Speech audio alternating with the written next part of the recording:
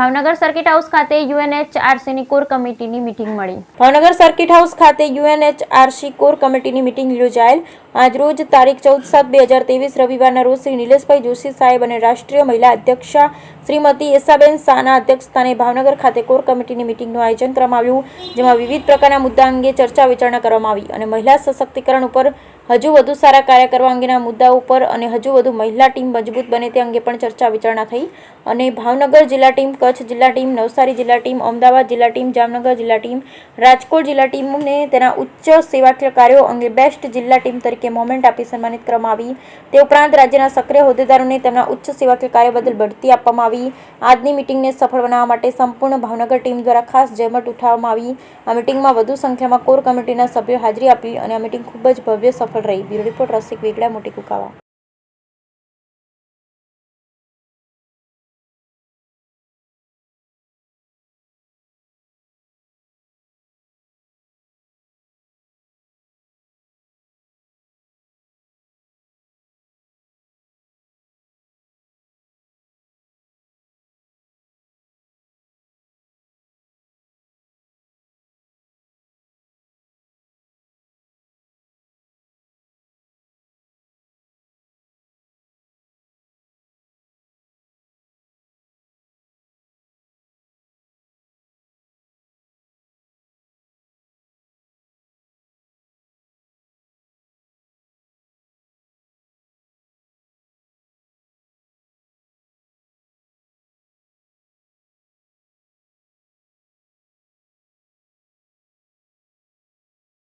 સંયુક્ત નૈતિક માનવ અધિકાર સમિતિના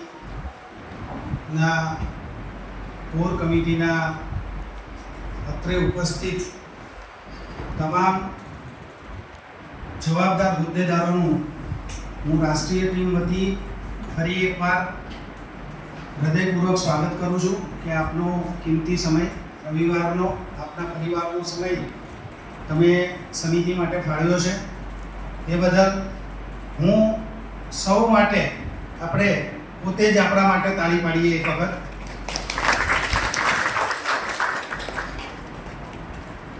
ઘણા બધાને પ્રશ્નો છે કે આવું નામ કેમ, સંયુક્ત નૈતિક માનવ અધિકાર સમિતિ?